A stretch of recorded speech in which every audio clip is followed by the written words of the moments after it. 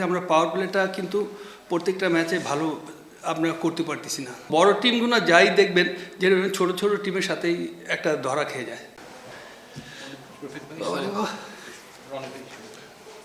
ভাই, একটা সময় তো ভালোভাবে আপনার রান ছিলেন আর কি, যখন হৃদয় সেটা জুড়ে ছিল, তারপরে মানে কি হবে, মানে এই কলাপসটা কিভাবে হলো বলে মনে হয়?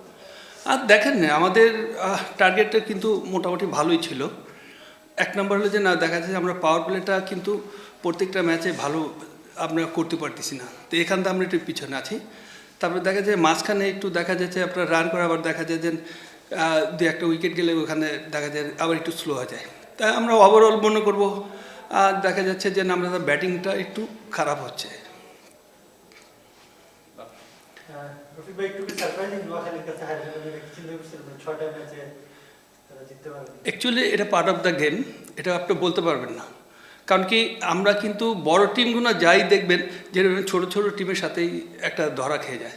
তো এটা কিন্তু আমরা যখন মিটিং করি, কোচ কিন্তু বলেছে যে দেখো, এত কিন্তু হারানে কিছু নাই, কি বাট আমাদের অনেক কিছু হারানেতে দেখেন, আজকে সেটা কিন্তু প্রমাণ হলো। আপনার টিমে রকিবুল আছে, খুব প্রমিজিং একটা স্পিনার, অনেকদিন এই লেভেল থেকে ভালো খেলে আসছে, ইন্টারেস্টিং এরা ভালো খেলছে।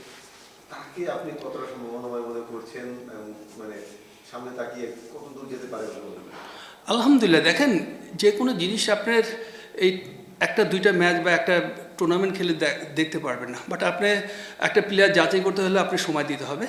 আবার আপনি যখন সময় নিয়ে ওকে নেবেন, ওখানেও আপনি সময় দিতে হবে, তাহলে আপনি আমার কাছ থেকে কিছু পাবেন। তা আমি মনে করি যে এইসব ছেলেরা যত সময় নেবে তত আরও বেটার হবে। তা আমি মনে করি যে বাংলাদেশের ফিউচারে অনেক কিছু দেওয়ার এদের বাকি আছে।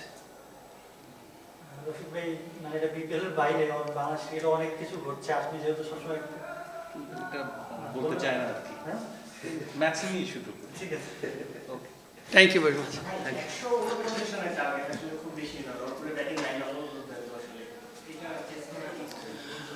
না, সেটাই তো বললাম যে আজকে সম্পূর্ণ কিন্তু আমরা দেখা যায় যে আউটগুলো দেখেছেন আপনারা, আমরা কিন্তু ভুল শট চয়েস করতে যে আউট হয়েছে। তা আমরা মনে করি যে আমাদের কলম খাতায় যেভাবে টিম আমাদের হয়েছে, তো অ্যাকচুয়ালি কি আপনার চেহারা কিন্তু খেলা হয় না, খেলা হয় মাঠে। তা আমরা কিন্তু ওখান থেকে পিছনে আছি।